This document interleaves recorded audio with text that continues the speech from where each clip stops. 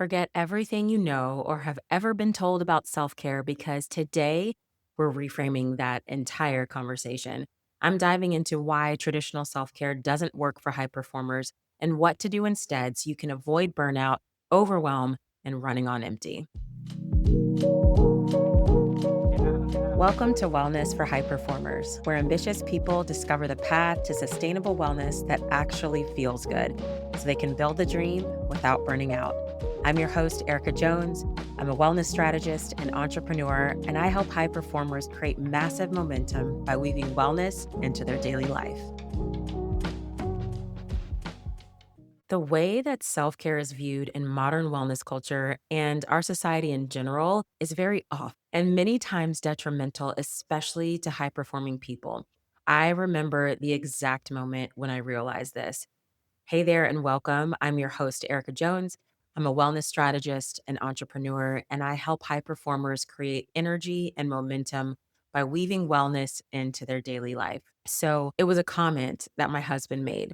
It was well intentioned, but it was very eye opening. At the time, my babies were 2 years, 2 months, 4, and 6. And as you can imagine, that was an extremely busy and demanding season. Physically, I was exhausted. I was waking up all hours of the night to nurse the baby. I was homeschooling my oldest two, managing our household, and supporting in our family businesses as well.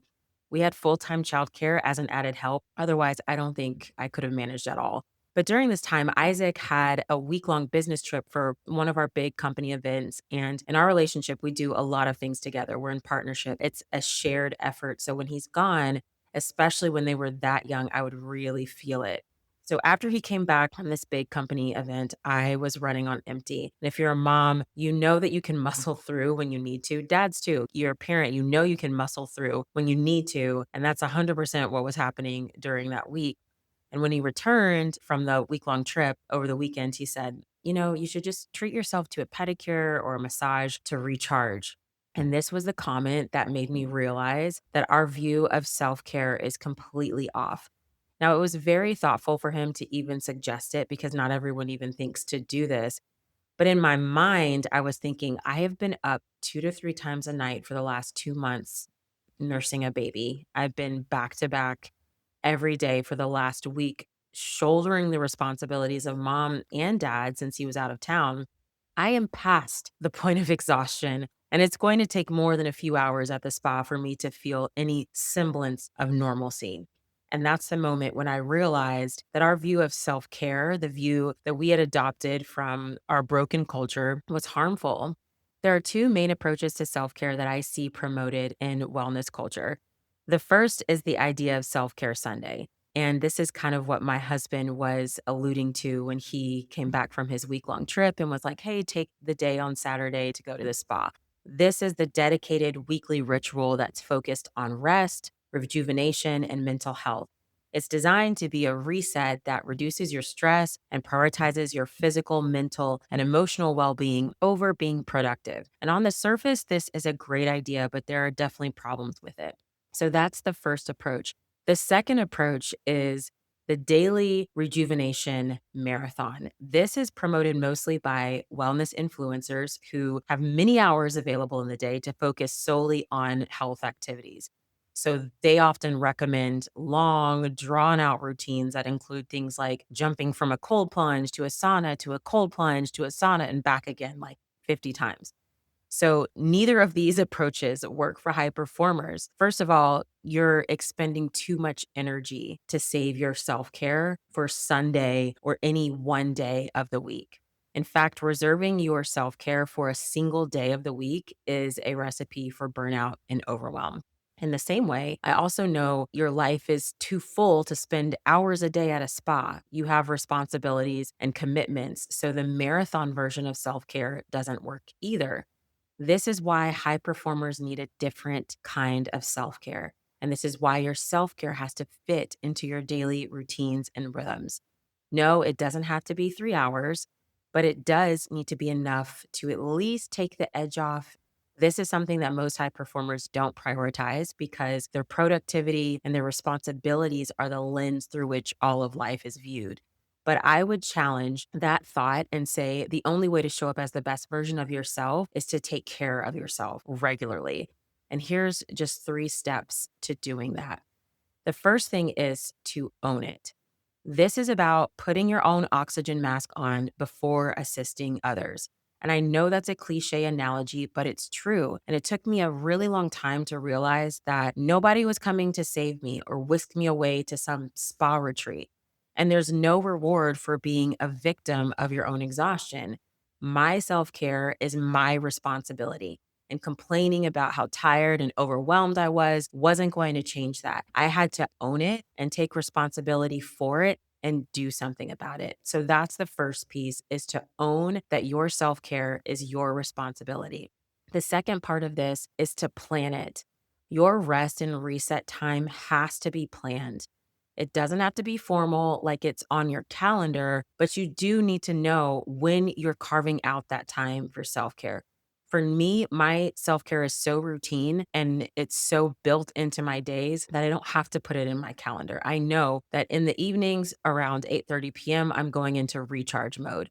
That's when my youngest 2 are in bed, my older 2 are having quiet time where they're reading or playing quietly, and I will take that time for myself. I will run a bath, I'll read a book, I'll sit in the sauna, I'll practice playing piano, anything that gets me out of beta wave brain activity, which is what's more useful for problem solving and highly demanding cognitive tasks. I am a tiger about that reset time because I know how important it is for me to show up as the best version of Erica. So if you're just starting out with this, maybe you do need to plan that recharge time on your calendar. And I'm not saying it has to be evenings. I'm talking about even blocking a lunch break during the day. That's something that a lot of high performers don't create space for because they're in meetings or they're working all throughout the day. And so they feel that energy depletion because they don't have time blocked for nourishment. So you can start wherever you need to with this, even small time chunks if you're just beginning. So, for example, you can tell yourself, hey, after dinner and cleanup tonight, I'm just going to read an enjoyable book for 20 minutes or call a friend that I haven't talked to in a while and then do it. Or you could say, you know what, after I have these calls this morning, I'm going to take just 15 to 20 minutes to just not do anything, just to walk outside, to breathe, to reset, or it could be 5 minutes or 10 minutes, whatever. Just start somewhere with planning that space and time in your day.